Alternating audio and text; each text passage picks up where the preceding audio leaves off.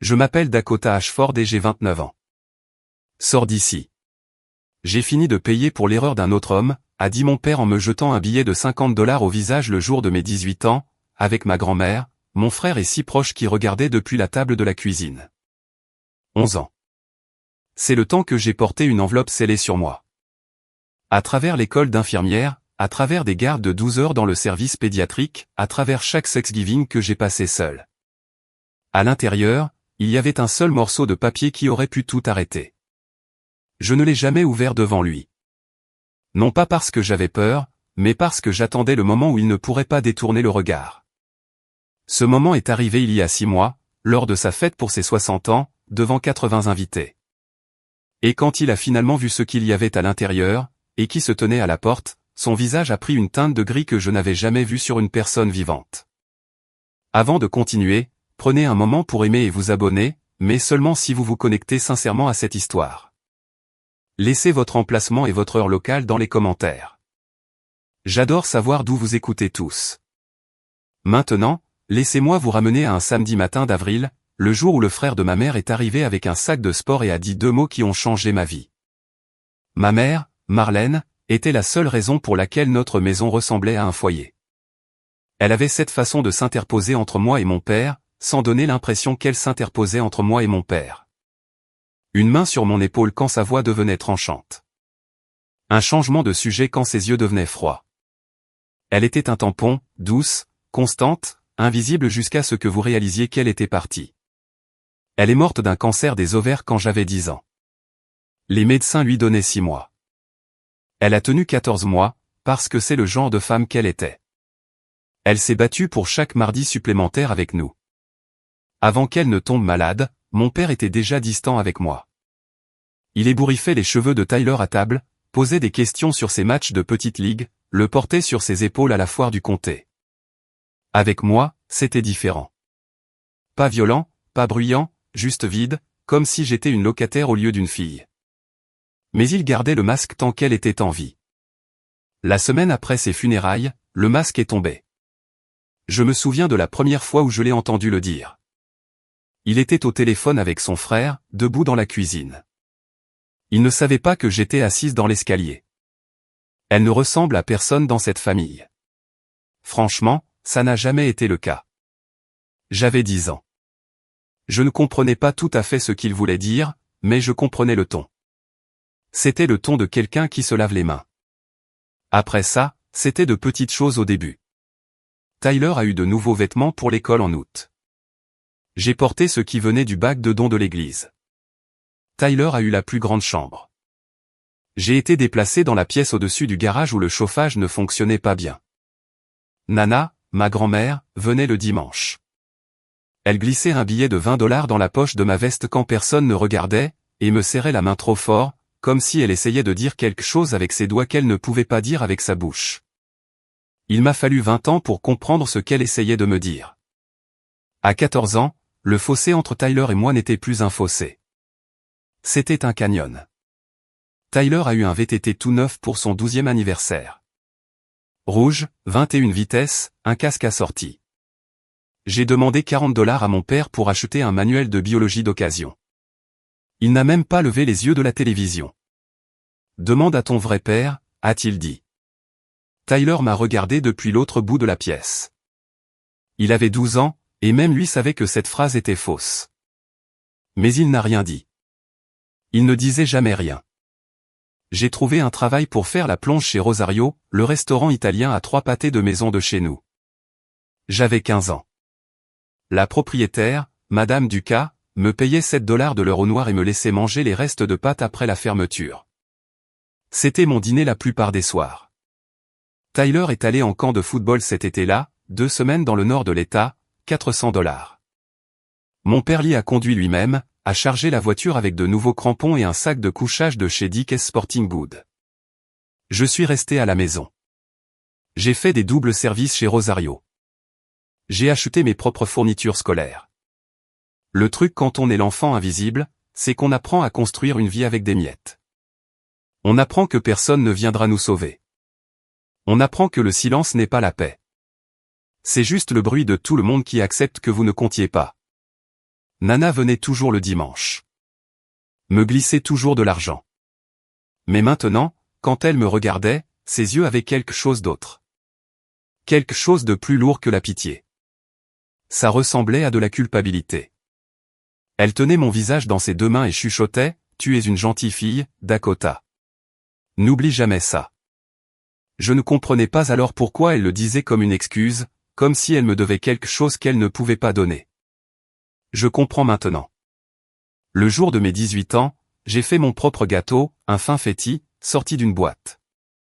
Je l'avais acheté avec mes pourboires et je l'avais fait après mon service chez Rosario. Je l'ai posé sur le comptoir de la cuisine, j'ai planté une seule bougie au centre, et je l'ai allumé avec une allumette du tiroir fourre-tout. Je ne m'attendais pas à une fête. Je ne m'attendais à rien. Je voulais juste souffler une bougie dans ma propre maison avant de ne plus y être autorisé. Mon père est entré par la porte arrière. Bottes de travail, veste Carhartt, de la sueur dans les cheveux. Il a vu le gâteau. Il a vu la bougie. Il m'a vu debout là, seul dans la cuisine à 18h15 le jour de mon anniversaire. Il a fouillé dans son portefeuille, a sorti un billet de 50 $, l'a jeté sur le comptoir comme s'il donnait un pourboire à un valet. Joyeux anniversaire. Sors d'ici. J'ai fini de payer pour l'erreur d'un autre homme. Nana était sur le canapé dans la pièce d'à côté. J'ai entendu le grincement du coussin quand elle s'est penchée en avant, et puis rien. Elle ne s'est pas levée. Elle n'a pas parlé. Tyler était dans l'escalier. J'ai vu sa main se serrer sur la rampe. Sa bouche s'est ouverte puis fermée. Personne n'a dit un mot. J'ai ramassé le billet de 50, je l'ai plié en deux, je l'ai mis dans ma poche arrière, j'ai soufflé la bougie, et j'ai appelé l'oncle Ray depuis le téléphone dans le couloir. Il est arrivé 40 minutes plus tard dans son pick-up Ford bleu, le moteur tournant au ralenti dans l'allée. Je suis sorti avec un sac poubelle de vêtements et une paire de chaussures qui ne m'allaient pas bien. Je n'ai pas regardé en arrière, mais je me suis fait une promesse sur ce Porsche. Un jour, il saura exactement ce qu'il a jeté, et il sera trop tard. L'oncle Ray vivait au-dessus de son atelier de réparation automobile sur Kellner Road, un appartement de 2 chambres avec des taches d'eau au plafond et une cuisine si petite qu'il fallait se tourner de côté pour ouvrir le frigo. Il avait vidé son placard de rangement avant que j'arrive. Il y avait mis un matelas, une place, une lampe de bureau et une couette pliée qui sentait l'huile de moteur et la lessive. Ce n'était pas grand-chose, c'était tout. « Tu es chez toi maintenant ?» a-t-il dit, debout dans l'encadrement de la porte. C'est tout ce qui compte. Ray était le frère cadet de ma mère. Il avait servi 8 ans dans l'armée, fait 2 tournées à l'étranger, et était revenu plus silencieux qu'il n'était parti. Il avait ouvert l'atelier avec sa prime de départ, réparait des voitures 6 jours par semaine et vivait seul. Il ne s'était jamais marié, ne parlait jamais de pourquoi. Il ne m'a pas demandé ce qui s'était passé à la maison. Il n'a pas posé de questions sur Gary. Il a juste montré les serviettes de bain et m'a dit que le petit déjeuner était à 7 heures. La première semaine, j'ai à peine parlé. J'allais à l'école, je revenais, je m'asseyais au bureau dans ma chambre placard et je faisais mes devoirs jusqu'à ce que ma vue se brouille. Ray laissait des assiettes de nourriture devant ma porte. Du fromage grillé, de la soupe en conserve, une fois un poulet rôti entier qu'il avait dû acheter à l'épicerie en rentrant. Le 8e soir, je suis sorti et je me suis assise à la table de la cuisine pendant qu'il mangeait. Il a levé les yeux, a hoché la tête, et retourné à son sandwich. C'était tout. C'était toute la conversation. Mais quelque chose dans ma poitrine s'est déverrouillé, juste un peu. Je ne le savais pas alors, mais Ray avait ses propres batailles. J'ai trouvé le jeton dans le tiroir de sa table de nuit un mois plus tard, un médaillon en bronze avec un triangle estampillé dessus. 3 ans de sobriété. Il avait arrêté de boire l'année où ma mère est morte. Il ne me l'a jamais dit. Je n'ai jamais demandé. Il était juste là, chaque jour. Quitter la maison de mon père ne m'a pas libéré. Ça a juste déplacé la cage. Parce que Gary Ashford ne s'est pas arrêté à la porte d'entrée. Il a emmené son histoire sur la route. Moins d'1 mois après mon départ, j'ai commencé à remarquer le silence. J'ai appelé tante Patty, la cousine de ma mère, celle qui me tressait les cheveux à Thanksgiving. Pas de réponse. J'ai appelé Marcus, mon cousin aîné, qui m'avait appris à faire du vélo. Messagerie vocale à chaque fois. J'ai envoyé une carte à Nana pour son anniversaire. Pas de réponse. C'est Ray qui m'a finalement dit ce qui se passait. Ton père a passé des appels, a-t-il dit un soir en s'essuyant les mains avec un chiffon d'atelier. Il raconte aux gens que ta mère a confessé sur son lit de mort, disant que Marlène a admis que tu n'étais pas de lui. J'ai senti le sol tanguer. Ce n'est pas vrai, ai-je dit. La mâchoire de Ray s'est serrée. Je sais que ce n'est pas vrai. Alors pourquoi tout le monde le croit? Parce qu'il le dit depuis des années, et ta mère n'est pas là pour dire le contraire. C'était la partie qui me déchirait. Pas que Gary mente. Il avait menti toute ma vie. C'était qu'il utilisait la mort de ma mère comme une arme. Il a transformé ces derniers jours en une confession qu'elle n'avait jamais faite. Il a utilisé son silence pour réécrire l'histoire, et la famille a marché parce que Gary était bruyant, Gary était présent, et Gary a raconté l'histoire en premier. Si je restais silencieuse, je perdais tout, pas seulement un père. Je l'avais déjà perdu. Je perdrais le nom de ma mère, sa réputation. La seule preuve qu'elle ait jamais existé serait filtrée par la bouche de l'homme qui l'avait trahi. C'était le vrai coup du silence. Pas de l'argent, pas un héritage. Marlène. Mais Gary a fait une erreur. Il a raconté cette histoire à trop de gens, y compris à quelqu'un qui connaissait la vérité. L'appel est arrivé 3 ans après mon départ. J'avais 21 ans, j'étais à mi-chemin de mon programme d'infirmière, en train d'étudier pour un examen de pharmacologie à la table de la cuisine, quand mon téléphone a vibré avec un numéro que je ne reconnaissais pas. Dakota, c'est Diane. Diane Mercé, j'étais la meilleure amie de ta mère. Je connaissais le nom. Je me souvenais d'une femme aux cheveux roux et au rire fort qui venait chez nous le vendredi soir quand j'étais petite. Elle et ma mère s'asseyaient sous le porche avec des verres de vin pendant que mon père regardait le football à l'intérieur. J'ai entendu ce que ton père raconte aux gens, a dit Diane. Sa voix était tendue, comme si elle retenait quelque chose à 2 mains. À propos de ta mère, à propos d'une confession sur son lit de mort. Ce n'est pas vrai, ai-je dit. Ma chérie, je sais que ce n'est pas vrai. J'étais à cet hôpital chaque jour. Les derniers mots de ta mère concernaient toi et Tyler. Elle n'a jamais rien dit à propos d'eux. Diane s'est arrêtée, a pris une inspiration. Ta mère était la femme la plus loyale que j'ai jamais connue. Puis elle a dit quelque chose qui a réorganisé toutes les hypothèses que j'avais jamais faites. Ta mère n'avait pas de secret, Dakota, mais ton père en a un. La cuisine est devenue très silencieuse. Qu'est-ce que tu veux dire? Quand ta mère était enceinte de toi, elle a commencé à soupçonner que Gary voyait quelqu'un. Elle n'a jamais eu de preuves, mais elle m'a dit plus d'une fois qu'il rentrait à des heures étranges en sentant un parfum qu'elle ne possédait pas. Je me suis adossé à ma chaise, le manuel de pharmacologie est devenu flou. Diane, es-tu en train de dire? Je dis que si quelqu'un avait une raison de remettre en question la loyauté de l'autre, ce n'était pas lui. Elle a fait une pause, puis a ajouté plus doucement, si jamais tu veux la vérité, la science ne ment pas. Tu as juste besoin d'un échantillon. Je l'ai remercié, j'ai raccroché et je suis resté assise dans cette cuisine pendant très longtemps, à fixer le vide. J'ai attendu 1 an avant d'agir. Pas parce que j'hésitais, mais parce que j'avais besoin d'être certaine que je faisais cela pour la bonne raison. Je n'essayais pas de reconquérir Gary. Je n'essayais pas de prouver que je méritais son amour. J'essayais de protéger le nom de ma mère. C'était la ligne que j'avais tracée dans mon esprit, et je m'y suis tenu. L'occasion s'est présentée à Thanksgiving. J'avais 22 ans, dernier semestre de l'école d'infirmière. Tyler m'a appelé à l'improviste, la première fois en 4 ans. Papa va au match à midi, a-t-il dit. Passe juste pour 30 minutes. Je ferai du café. J'ai conduit jusqu'à la maison dans le camion de Ray. Le quartier semblait le même. Le même trottoir fissuré, la même boîte aux lettres avec le drapeau bosselé. Tyler m'a accueilli à la porte arrière. Nous nous sommes assis à la table de la cuisine. Il avait fait du café instantané trop fort dans des tasses dépareillées. Nous avons parlé de rien. De son travail, de mes stages cliniques, de la météo, des mots normaux sur un silence anormal. Puis la porte d'entrée s'est ouverte. Gary se tenait dans le couloir, clé en main. Il m'a regardé comme si j'étais une tache sur son sol. « Qu'est-ce que tu fais ici ?» Tyler m'a invité. Tyler ne prend pas les décisions dans ma maison.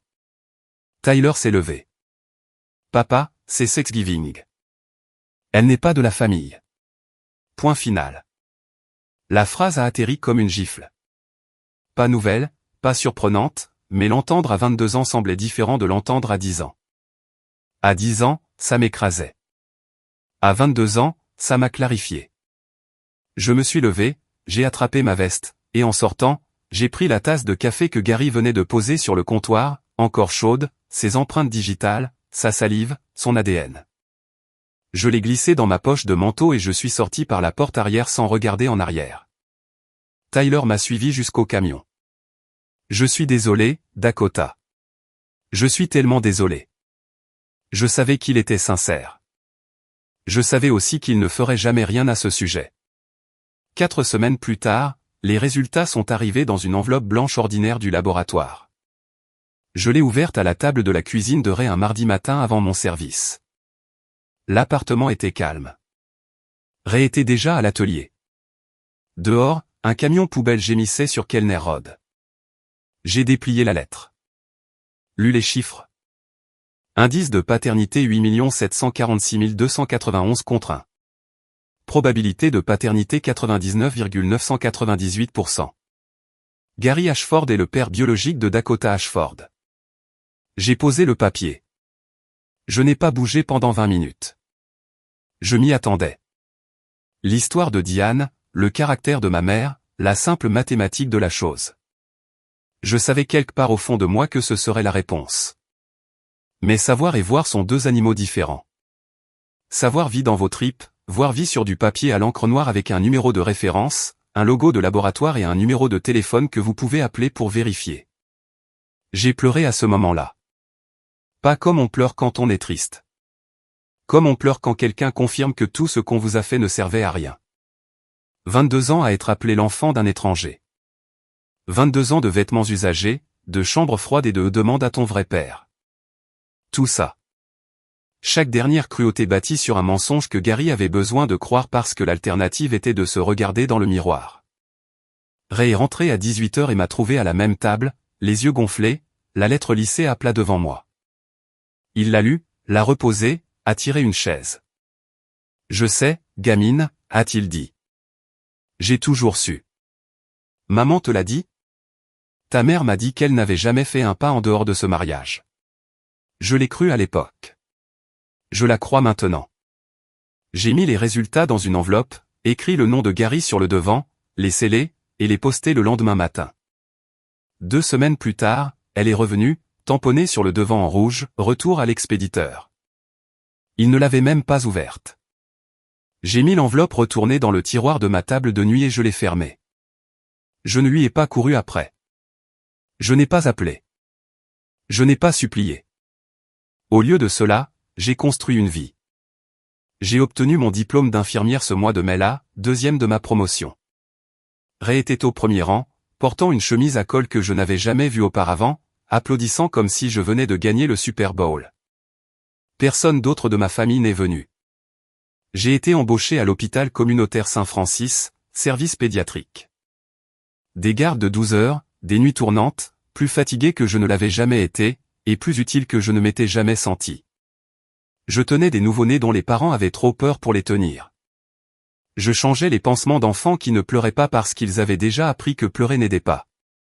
Je comprenais ces enfants. À 26 ans, j'avais économisé assez pour un acompte sur un appartement d'une chambre sur Linden Street. Rien de luxueux. Des plafonds en crépi, un radiateur qui claquait à minuit. Mais le bail portait mon nom, juste le mien. C'était suffisant. Pendant ce temps, Gary restait Gary. Tyler s'est marié à 25 ans. Je n'ai pas été invité. Je l'ai découvert via une publication Facebook. Tyler dans un smoking loué. Sa mariée, Jenny, souriant largement. Gary debout derrière eux avec son bras autour de l'épaule de Tyler, souriant comme un homme sans dette. Aucune mention de moi. Pas de chaise vide. Aucune reconnaissance que le marié avait une sœur. J'ai fait défiler, fermé mon téléphone, et je suis allé travailler. Mais la famille commençait à remarquer des fissures. Quelques cousins m'avaient contacté au fil des ans, hésitant, prudent. Ils avaient vu ma licence d'infirmière publiée en ligne. Ils savaient que je m'en sortais bien sans l'aide de Gary.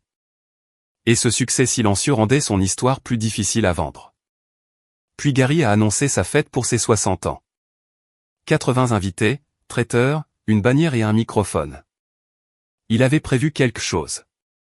Je pouvais le sentir à 30 km de là. 6 mois avant cette fête, ma grand-mère est morte. Nana Ashford, 82 ans, insuffisance cardiaque congestive. Elle est partie dans son sommeil, ce qui était la chose la plus douce qui soit jamais arrivée dans cette famille. Je ne suis pas allé aux funérailles. Gary a fait savoir clairement par Tyler que ma présence causerait une scène. Je me suis assise dans mon appartement ce soir-là et j'ai regardé une photo de Nana me tenant bébé, l'une des seules photos que j'avais de cette maison. Dessus, elle sourit, mais ses yeux ont l'air de porter quelque chose de plus lourd qu'un nourrisson. 3 semaines plus tard, j'ai reçu un appel d'un bureau d'avocat du centre-ville. Nana m'avait laissé quelque chose. Pas de l'argent, pas une propriété. Une enveloppe, scellée, des instructions manuscrites à l'extérieur, pour Dakota uniquement, à remettre après mon décès. J'ai conduit jusqu'au bureau pendant ma pause déjeuner. L'avocate, une femme aux cheveux gris nommée Madame Pratt, m'a tendu l'enveloppe à travers un bureau poli. Votre grand-mère a arrangé cela il y a 8 mois, a-t-elle dit. Elle a été très précise sur le destinataire. L'enveloppe était épaisse. L'écriture à l'extérieur tremblait, les traits de stylo d'une femme dont les mains faiblissaient, mais dont l'esprit ne faiblissait pas. Je l'ai ouverte dans ma voiture dans le parking, moteur éteint. À l'intérieur se trouvait une lettre, 3 pages écrites à l'encre bleue sur du papier ligné, le genre qu'on arrache d'un cahier à spirale. Nana a commencé par des excuses. Elle m'a dit qu'elle connaissait la vérité depuis près de 30 ans. Elle avait surpris Gary avec une femme nommée Karen sur la banquette arrière de son camion garé derrière la salle VFW, 6 mois avant ma naissance. Marlène était enceinte de 7 mois. Gary a supplié sa mère de rester silencieuse. Nana l'a fait parce que c'était son fils et qu'elle avait peur de le perdre. Elle a choisi son fils plutôt que la vérité, et elle a passé le reste de sa vie à vivre avec ce que cela coûtait. J'ai lu la lettre 3 fois dans ce parking. La deuxième page nommait des dates, des lieux, des détails que personne ne pouvait fabriquer. La salle VFW sur la route 9, un mardi soir d'octobre. Karen travaillait au bureau du greffier du comté. C'est comme ça que Gary l'avait rencontré. Nana décrivait le parfum qu'elle avait senti sur la veste de Gary le soir où elle l'avait confronté. Vanille et quelque chose de floral, bon marché, pas celui de Marlène. La 3e page était la partie qui m'a brisé. Dakota, tu as toujours été ma petite fille. Tu as toujours été l'enfant de Gary. Ta mère n'a jamais trahi personne. Ton père l'a fait, et je l'ai aidé à le cacher en restant silencieuse. Je suis désolé. Je ne mérite pas ton pardon, mais tu mérites la vérité. Nana l'avait signé, daté, et en bas, un tampon de notaire. Madame Pratt avait été témoin de la signature dans son bureau. J'ai appelé Diane ce soir-là. Nana m'a écrit une lettre, ai-je dit. Elle savait pour Karen. Silence. Alors elle te l'a dit. Tu savais que Nana savait. Marlène soupçonnait. Elle me l'a dit une fois. Elle pensait que Nana avait vu quelque chose mais avait trop peur de Gary pour le dire. La voix de Diane s'est brisée. Ta mère a porté ça toute seule, Dakota. Elle n'a jamais eu de preuves, juste l'instinct. Je me suis assise sur mon canapé avec la lettre sur mes genoux. Les résultats ADN de ma table de nuit à côté. Et pour la première fois, j'ai vu l'image complète. Gary ne me détestait pas parce que je n'étais pas de lui. Il me détestait parce que je l'étais. Et chaque fois qu'il me regardait, il voyait Marlène. Et chaque fois qu'il voyait Marlène, il se souvenait de ce qu'il avait fait. Je n'étais pas la preuve de son péché à elle. J'étais la preuve du sien. J'ai mis les 2 documents dans une nouvelle enveloppe, je l'ai scellée, je l'ai mise dans mon tiroir. Je n'allais pas chercher Gary, mais s'il venait un jour pour moi à nouveau, je serais prête. Je n'ai pas eu à attendre longtemps.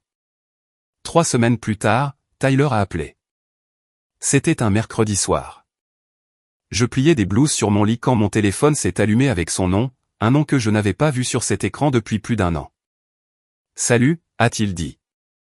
Sa voix était basse, la façon dont les gens parlent quand ils sont dans une pièce avec quelqu'un qui pourrait entendre. Salut, papa va avoir 60 ans. Il y a une fête samedi le 14. 80 personnes. Il ne veut pas que je sois là, Tyler. Je veux que tu sois là. Une pause. Tu es ma sœur. Quelque chose dans ma poitrine s'est serré. En 27 ans, Tyler n'avait jamais dit ces mots à voix haute. Pas une seule fois. Pas dans la cuisine quand Gary faisait ses remarques. Pas à l'anniversaire avec le billet de 50 $. Pas dans tout le silence qui a suivi. Pourquoi maintenant? Ai-je demandé. Parce que Jenny est enceinte. Sa voix tremblait légèrement. Et j'ai réfléchi au genre de famille dans laquelle je veux que cet enfant grandisse. Et ce n'est pas ce que nous avons eu. J'ai fermé les yeux. Tyler, si je viens, ça ne se passera pas bien. Je sais, mais je te le demande quand même. J'y ai pensé pendant 3 jours. J'en ai parlé à Ray. Il a écouté sans m'interrompre, comme il le fait toujours, appuyé contre le comptoir, les bras croisés, le regard stable. Qu'est-ce que tu veux faire? A-t-il demandé. Je veux y aller pour Tyler. Pour maman. Alors vas-y. Tu viendras. Je serai dehors dans le camion au cas où tu aurais besoin de partir vite. C'était Ray. Pas de discours, pas de drame, juste un camion avec le moteur qui tourne et un homme qui ne m'avait jamais laissé tomber une seule fois. Samedi matin, je me suis habillé. Chemisier blanc, boucle d'oreilles simples, chaussures plates. J'ai pris l'enveloppe de mon tiroir et l'ai glissée dans mon sac, juste au cas où. La fête battait son plein quand je suis arrivé. La maison de Gary, la maison où j'ai grandi, se trouvait sur un terrain d'un quart d'acre au bout de Maple Drive. La pelouse avait été tondue pour l'occasion, des guirlandes lumineuses zigzaguaient entre le garage et les poteaux de clôture. Une table pliante près du portail portait une glacière, des piles d'assiettes en carton et un gâteau rectangulaire avec le joyeux 60 ans Gary écrit en glaçage bleu. Je pouvais entendre de la musique country venant de l'enceinte Bluetooth sur le porche. Des voix superposées. Le bruit confortable des gens qui appartiennent à un endroit. Je me suis garé dans la rue, j'ai vérifié mon sac. L'enveloppe était là, coincée entre mon portefeuille et un paquet de mouchoirs. Le camion de Ray était garé 2 maisons plus loin, moteur éteint, fenêtres entr'ouvertes. Il a croisé mon regard dans le rétroviseur latéral et m'a fait un signe de tête unique. J'ai franchi le portail. L'arrière-cour était pleine. 80 personnes, à peu près. Tante, oncle, cousin, voisin, gars de l'équipe de plomberie de Gary, femme de l'église. Des enfants couraient entre les jambes. Quelqu'un faisait griller des hamburgers. L'air sentait le charbon de bois, la bière bon marché et l'herbe coupée. Quelques têtes se sont tournées quand je suis entré. Les conversations ont bégayé. Une tante, dont j'avais oublié le nom, s'est penchée vers la femme à côté d'elle et a chuchoté quelque chose derrière sa main. Tyler m'a rencontré au portail. Il avait l'air de ne pas avoir dormi. « Tu es venu ?» a-t-il dit. « Je suis venu. » Il m'a conduite à une chaise au bout de la dernière table, celle la plus proche de la clôture arrière, la plus éloignée du rassemblement principal. Je me suis assise, j'ai posé mon sac sur mes genoux. Puis j'ai levé les yeux et j'ai trouvé ceux de Gary à travers la cour. Il se tenait à la table principale, bière à la main, entouré d'amis. Son sourire a disparu à la seconde où il m'a vu. Et j'ai compris à ce moment précis que ce ne serait jamais une soirée tranquille. Pendant la première heure, Gary a fait semblant que je n'étais pas là. Il a travaillé la foule comme il le faisait toujours. Poignée de main, tape dans le dos, rire, répéter. Il était doué pour ça. Il avait passé 60 ans à apprendre comment remplir une pièce avec une version de lui-même en laquelle les gens voulaient croire. Le plombier travailleur, le père dévoué, l'homme qui sacrifiait tout pour sa famille. C'était une performance convaincante. Elle l'avait toujours été. Vers 19h, quelqu'un a fait teinter un verre. La musique s'est estompée. Gary a marché jusqu'au centre de la cour où un pied de micro avait été installé à côté de la table à gâteaux. Il a tapoté le micro 2 fois. La foule s'est rassemblée en un demi-cercle lâche. « Je veux remercier tout le monde d'être ici ce soir », a-t-il dit. 60 ans. Je n'arrive pas à y croire. Rire. Applaudissements. Il a parlé de sa vie, de son travail, de comment il avait bâti son équipe à partir de rien. Comment il avait élevé sa famille dans cette même maison, sur cette même pelouse. Il a fait un geste autour de la cour et les gens ont hoché la tête. Puis il a appelé Tyler. Tyler a marché jusqu'au micro lentement, les mains dans les poches. Gary a mis son bras autour de lui et l'a tiré près de lui. « C'est mon garçon », a dit Gary dans le micro.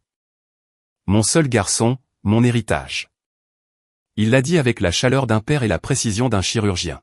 « Mon seul garçon. Pas mon aîné, pas un de mes enfants. Mon seul. » Quelques invités ont jeté un coup d'œil dans ma direction. J'ai gardé mon visage impassible. Certains d'entre vous le savent, a continué Gary, et sa voix est devenue plus basse, plus délibérée. Ma première femme a fait des choix avec lesquels j'ai dû vivre pendant 18 ans. Il a fait une pause. Laissez la phrase atterrir. Je n'entrerai pas dans les détails, mais ce soir, je veux rendre quelque chose officiel. Il a regardé la foule avec l'autorité calme d'un homme qui croyait avoir déjà gagné. Cette maison, a dit Gary, une main sur l'épaule de Tyler, l'autre agrippant le micro.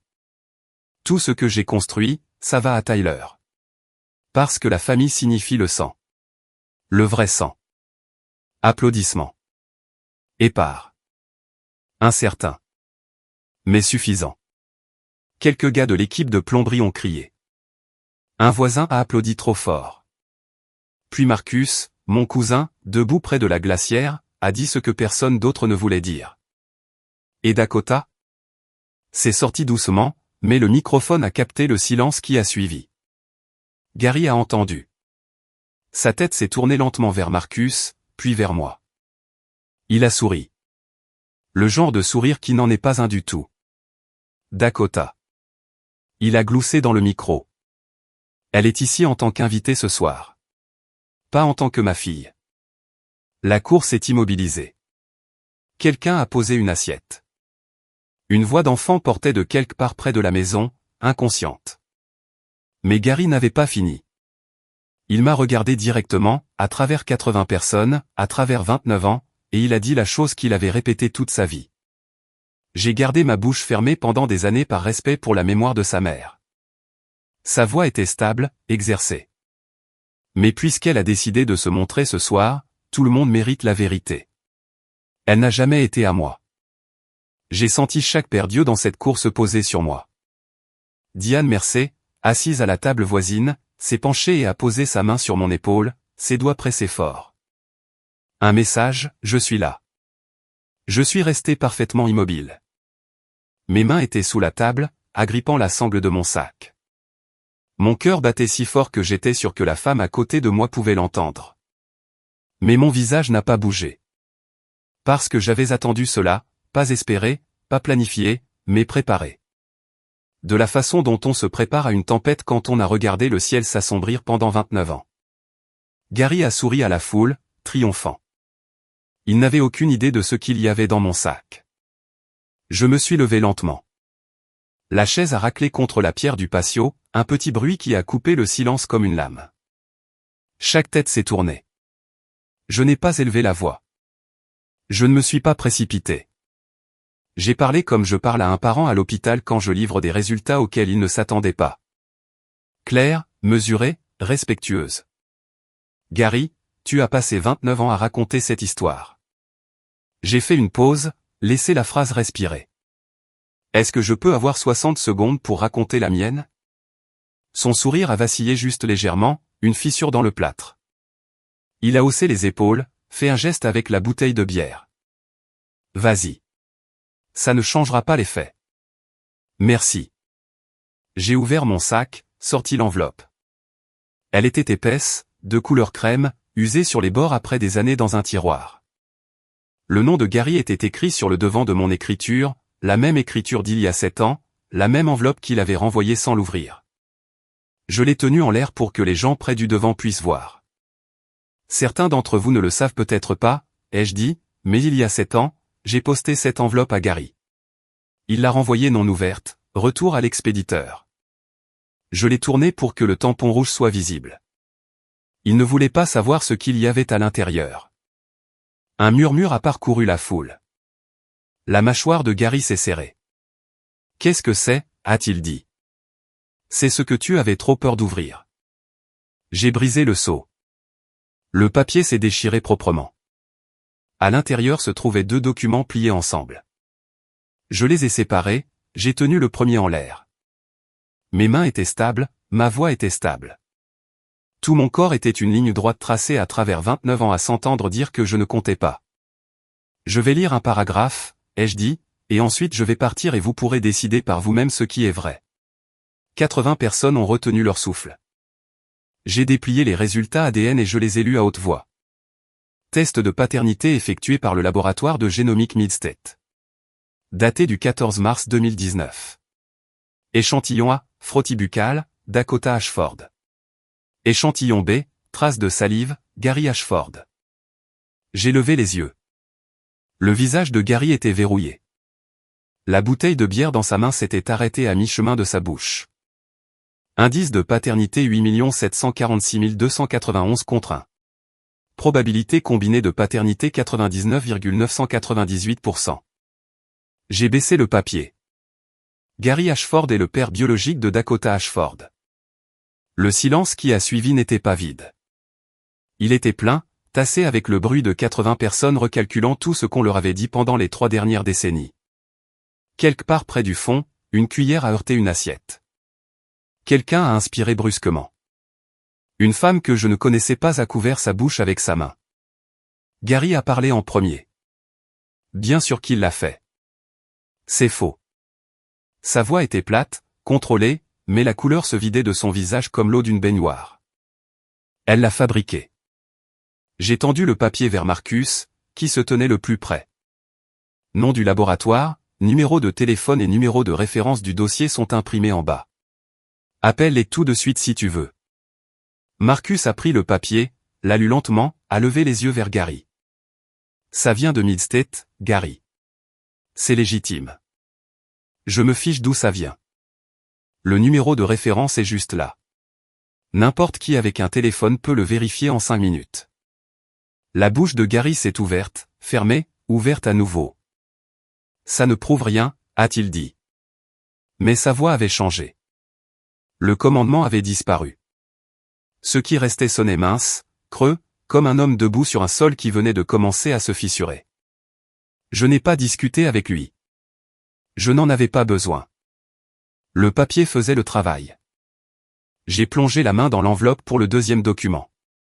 L'ADN n'est que la moitié, ai-je dit. J'ai déplié le deuxième document. 3 pages de papier ligné couvertes d'une écriture bleue tremblante. La foule s'est penchée comme les gens le font quand ils sentent que le sol est sur le point de bouger à nouveau.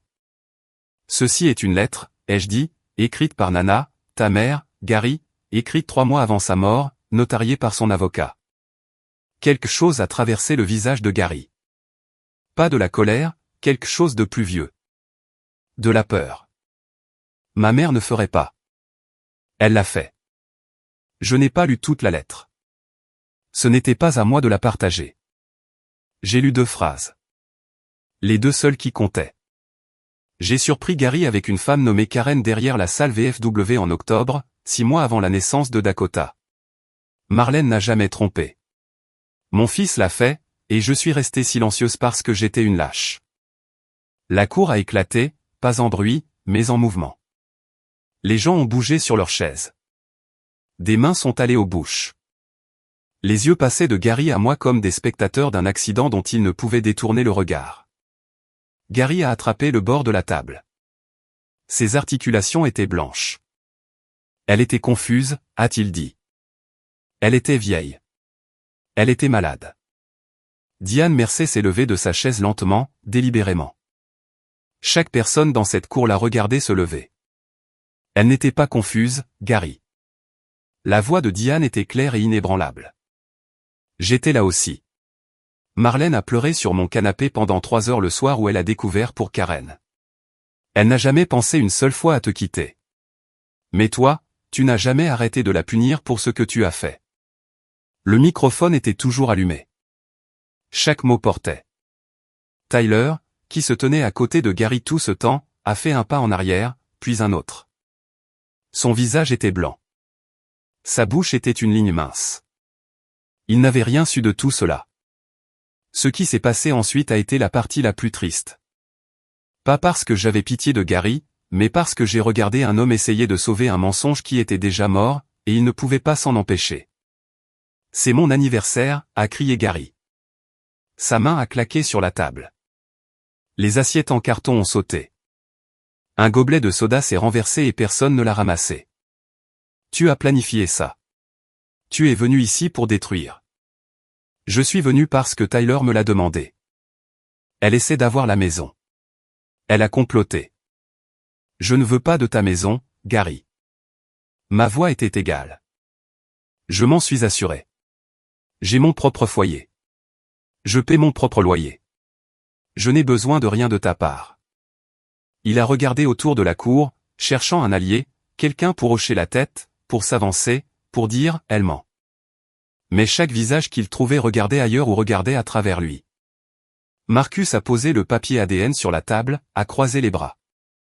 Tante Patty pleurait doucement dans une serviette. Un homme de l'équipe de plomberie de Gary, je ne connaissais pas son nom, a posé son assiette et a marché vers le portail sans un mot. Puis Tyler a parlé. « Papa. » Sa voix s'est brisée. « Est-ce que c'est vrai pour Karen ?» Toute la cour s'est figée. Gary a regardé son fils, son enfant doré, celui autour duquel il avait construit toute son identité. Et pendant un instant, j'ai pensé qu'il pourrait dire la vérité. J'ai pensé que 30 ans de mensonges pourraient enfin s'effondrer sous leur propre poids. Mais Gary est resté là, la mâchoire travaillant, les yeux humides, ne disant rien. Et ce silence, ce refus de nier quand ça comptait le plus, était plus fort que n'importe quel aveu. La main de Tyler est tombée de l'épaule de son père. « C'est ce que je pensais », a chuchoté Tyler. Gary était toujours debout, mais tout en dessous de lui était déjà tombé. J'aurais pu m'arrêter là. L'ADN était lu. La lettre était sortie. Le silence avait parlé. Mais Gary avait posé une question pendant 29 ans, et j'ai décidé, debout dans cette cour avec 80 témoins et un pli de papier dans ma main, qu'il méritait une réponse. « Tu as toujours voulu savoir qui est mon vrai père », ai-je dit. Les yeux de Gary ont claqué vers les miens. Il se tient juste dehors. J'ai pointé vers l'avant de la maison. À travers le portail latéral, au-delà de l'allée, on pouvait voir la rue. Et là, garé sous l'orme, se trouvait le pick-up Ford bleu de Ray. Et là, appuyé contre la portière côté conducteur avec les bras croisés, se trouvait l'oncle Ray. Il n'essayait pas de faire une entrée. Il était juste là, stable, comme il l'avait été pendant 11 ans. Gary s'est déplacé vers le bord de la cour et a regardé à travers le portail. Quand il a vu Ray, quelque chose s'est vidé de son visage, la dernière trace de couleur, le dernier fil d'autorité. Il ressemblait à un homme regardant sa propre maison brûler depuis l'autre côté de la rue. Ray m'a appris à conduire, ai-je dit. Ray a payé pour l'école d'infirmière. Ray s'est montré à chaque Noël. Tu ne l'as pas fait. J'ai plié les documents, je les ai placés sur la table devant la chaise vide de Gary. L'ADN dit que tu es mon géniteur, mais Ray est mon papa. L'enveloppe était posée sur la table entre une assiette en carton et une part de gâteau intacte. Garde-les, ai-je dit. Cette fois, essaie de les ouvrir. J'ai ramassé mon sac, lissé mon chemisier, et marché vers le portail. Derrière moi, j'ai entendu une chaise racler, puis une autre. Les pas de tante Patty ont suivi les miens. Diane était déjà au portail, le tenant ouvert. Marcus a hoché la tête à mon passage. N'a rien dit. N'avait pas à le faire. Je n'ai pas couru. Je n'ai pas pleuré. Je suis simplement sorti de cette cour, j'ai descendu l'allée pour entrer dans le reste de ma vie. Ray a ouvert la portière passager avant que j'atteigne le camion. Je suis monté. Il l'a fermé derrière moi, a fait le tour côté conducteur, et monté, a démarré le moteur. Aucun de nous n'a parlé pendant 2 pâtés de maison. La rue était calme. Les lumières des Porsche s'allumaient à mesure que la soirée s'assombrissait. Un arroseur sifflait quelque part sur une pelouse que nous avions déjà dépassée. Ça va, a dit Ray, les yeux sur la route. J'ai fini, ai-je dit. Enfin, j'ai fini. Il a hoché la tête. S'est penché et a allumé la radio. Bah. Une station country jouant une chanson que je ne connaissais pas. Une pédale style guitare et une voix calme chantant le long chemin du retour. Et puis j'ai pleuré. Pas comme j'avais pleuré dans la cuisine de Ray à 22 ans quand les résultats ADN sont arrivés pour la première fois. Ça, c'était du deuil. Ceci était différent. C'était le son de quelque chose de lourd qu'on pose après l'avoir porté si longtemps que vos bras ont oublié ce que le vide ressentait. J'ai pleuré pour ma mère, qui n'a jamais pu se défendre. Pour Nana, qui a essayé de réparer les choses trop tard. Pour la petite fille de 10 ans dans l'escalier qui a entendu son père l'appeler personne. Pour la fille de 18 ans qui a fait son propre gâteau d'anniversaire et a reçu un billet de 50 $ au visage. J'ai pleuré pour elles toutes. Et puis je me suis arrêté. Ray ne m'a pas demandé d'expliquer. N'a pas offert de sagesse ou de discours d'encouragement. Il a juste conduit, une main sur le volant, l'autre reposant sur la console entre nous, assez près pour l'atteindre si j'en avais besoin. Quand nous sommes entrés dans le parking derrière son atelier, il a coupé le moteur et est resté assis un moment. « Tu as dit ce qui devait être dit », m'a-t-il dit. « C'est suffisant. » J'ai essuyé mon visage avec le dos de ma main, regardé l'escalier menant à l'appartement où j'avais reconstruit ma vie. « Oui », ai-je dit. « C'est suffisant. » Le lendemain matin, je me suis assise à ma table de cuisine et j'ai écrit un email, pas à Gary, mais à Madame Pratt, l'avocate qui avait géré la lettre de Nana. Je l'ai gardé court, 3 paragraphes, professionnels. J'ai déclaré que je n'avais aucun intérêt dans la propriété de Gary, ses économies ou toute forme d'héritage. Je ne déposais pas de plainte. Je ne poursuivais aucune réclamation légale. Je voulais exactement une chose, que Gary arrête de répéter l'histoire selon laquelle Marlène Ashford avait confessé une infidélité. Parce qu'il y avait maintenant des preuves documentées, un test ADN et une lettre notariée de sa propre mère, prouvant que cette histoire était fausse.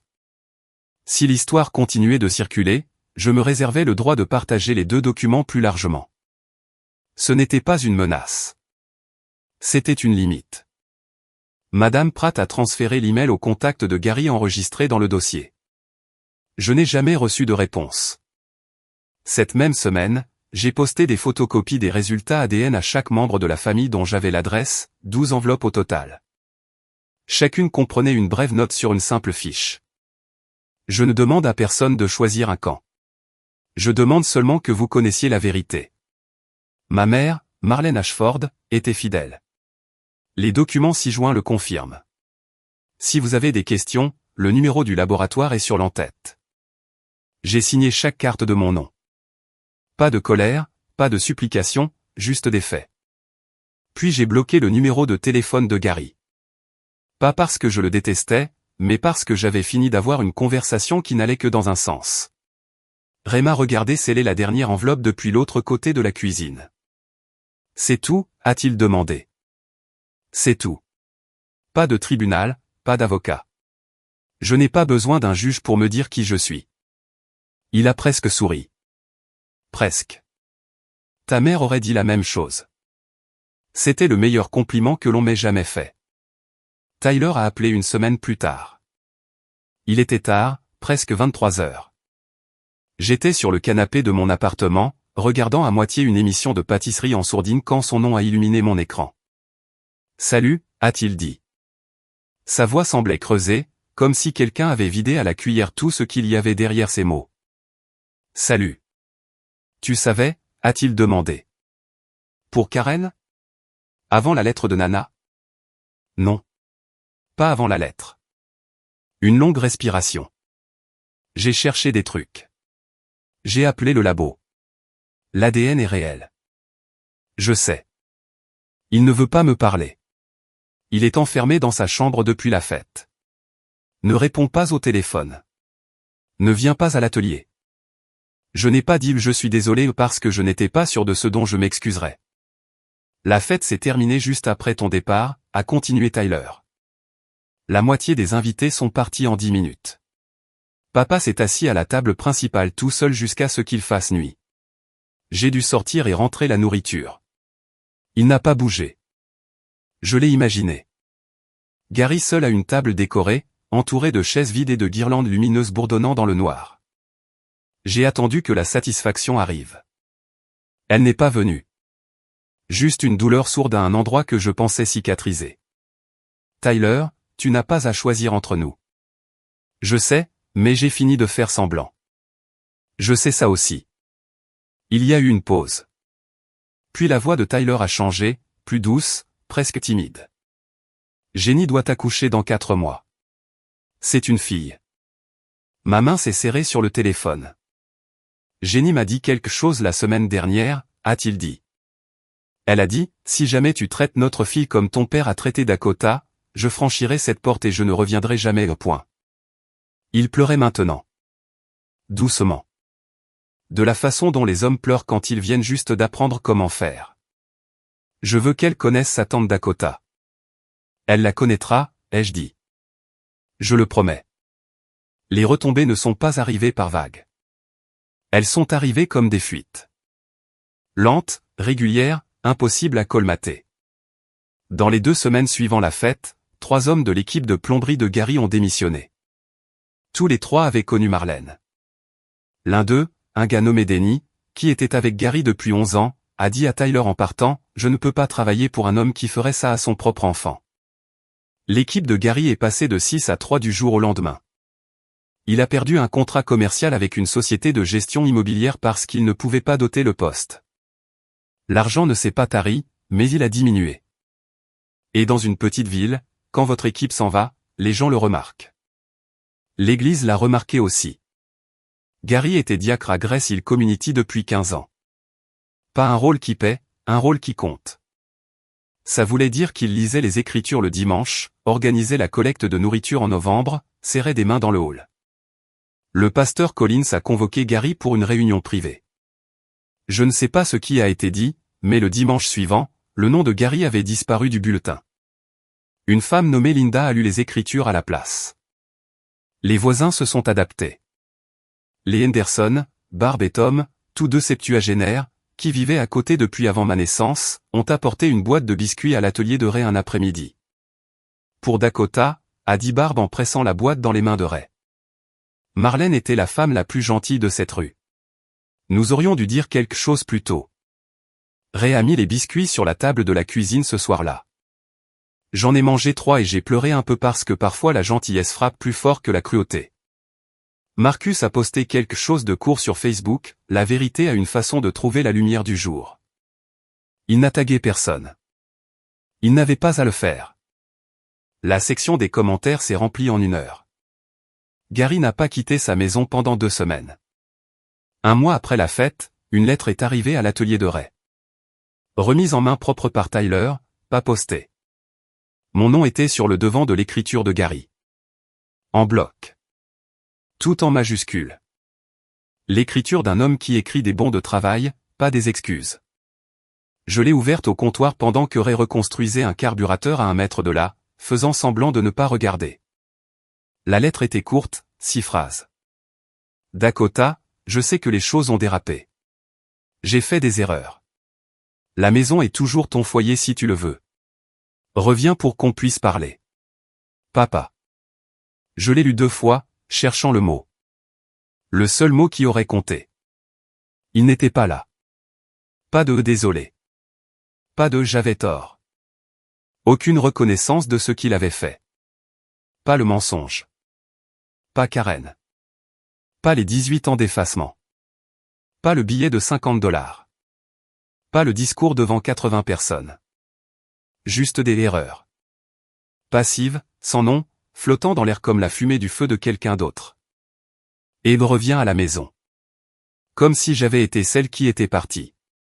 Comme si la porte avait toujours été ouverte et que j'avais simplement choisi de ne pas la franchir. Comme si le problème était la géographie et non 30 ans de cruauté. J'ai plié la lettre, l'ai mise dans le tiroir à côté de l'enveloppe retournée, et j'ai fermé le tiroir. Ray a levé les yeux du carburateur. Tu es d'accord avec ça? Je le serai. Cette même semaine, Tyler est venu me rendre visite. Première fois dans mon appartement. Il a apporté une photo d'échographie, une image granuleuse en noir et blanc d'un bébé-fille recroquevillé comme une virgule. Il s'est tenu dans ma cuisine, maladroit et trop grand pour l'espace, et l'a tendu. On va l'appeler Marlène, a-t-il dit. J'ai pris la photo, l'ai tenue à 2 mains. Gary le sait? Ouais. Qu'est-ce qu'il a dit? Rien. Il n'a rien dit du tout. Certains silences sont des aveux. Celui-là en était un. 3 mois ont passé. Les bords les plus tranchants se sont adoucis, non pas en pardon, mais en distance. Et la distance, j'ai appris, est sa propre forme de miséricorde. J'ai continué à travailler à Saint-Francis. Des quarts du matin principalement.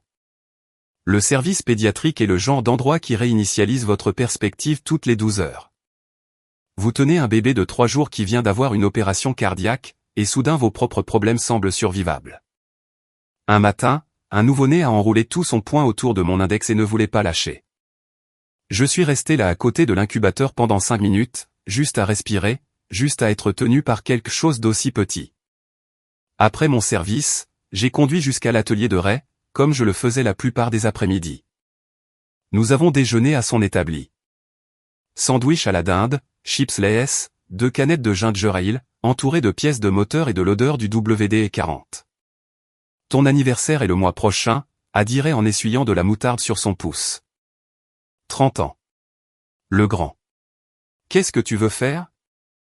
J'y ai réfléchi. Faire un gâteau, ai-je dit. Un vrai. Inviter Tyler et Jenny. Inviter Diane. Inviter Patty et Marcus. Souffler les bougies. Vraiment les souffler cette fois. Ray a souri. Un vrai sourire. Le genre qui plissait la peau autour de ses yeux et le faisait paraître 10 ans plus jeune.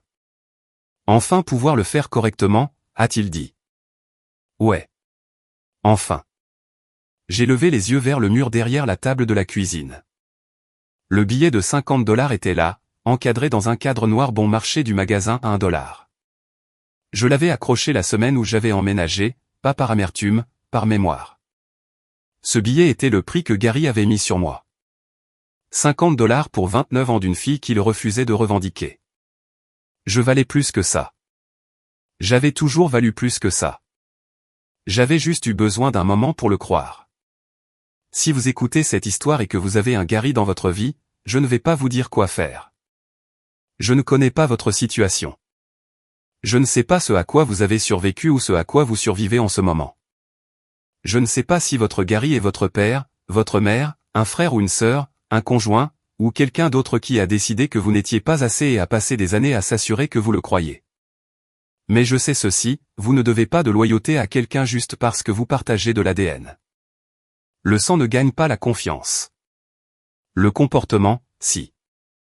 Et les gens qui vous aiment vraiment, sont ceux qui se montrent sans être suppliés, sans condition, sans tenir les comptes.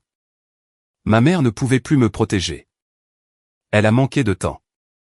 Nana a connu la vérité pendant 3 décennies, mais avait trop peur pour parler.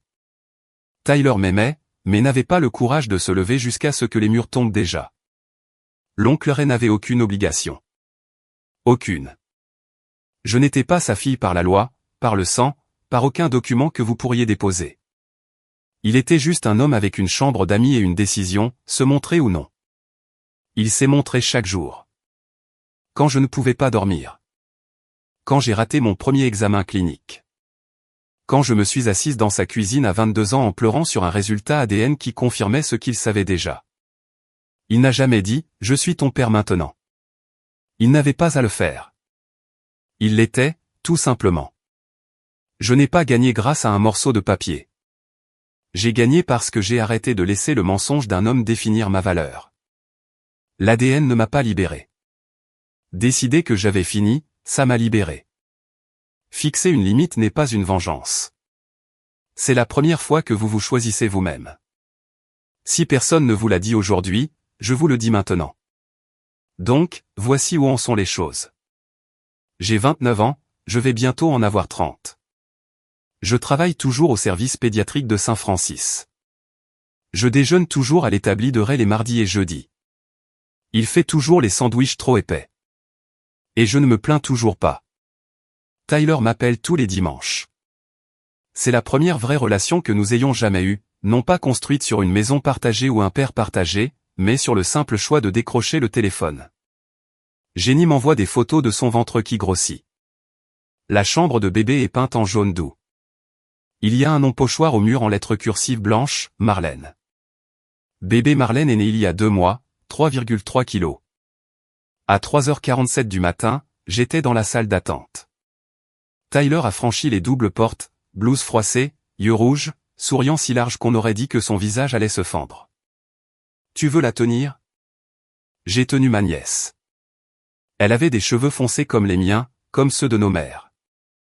Diane et Patty étaient à l'hôpital aussi. Diane a apporté des fleurs. Patty a apporté la couverture qu'elle avait crochetée en secret. Nous nous sommes tenus autour du lit de Jenny et avons passé ce bébé de bras en bras. Et pendant quelques minutes, nous étions le genre de famille que Marlène aurait voulu. Gary, je ne sais pas. Je ne demande pas. Tyler n'en parle pas, et je n'insiste pas. J'ai entendu par Marcus qu'il est toujours dans la maison sur Maple Drive, seul. Pas fauché, juste vide. Le billet de 50 $ est toujours encadré sur mon mur. Je le vois chaque matin quand je fais du café. Il me rappelle d'où je suis parti. Il me rappelle ce que quelqu'un pensait que je valais.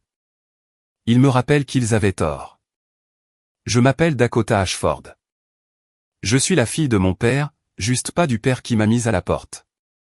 Si l'histoire de Dakota vous a rappelé quelqu'un ou vous-même, laissez un commentaire et dites-moi quelles limites vous avez finalement fixées. Je lis chacun d'entre eux. Si vous voulez plus d'histoires comme celle-ci, vérifiez les liens dans la description. Il y a toute une playlist qui vous attend. Abonnez-vous pour ne pas manquer la prochaine. Merci d'être là, sincèrement.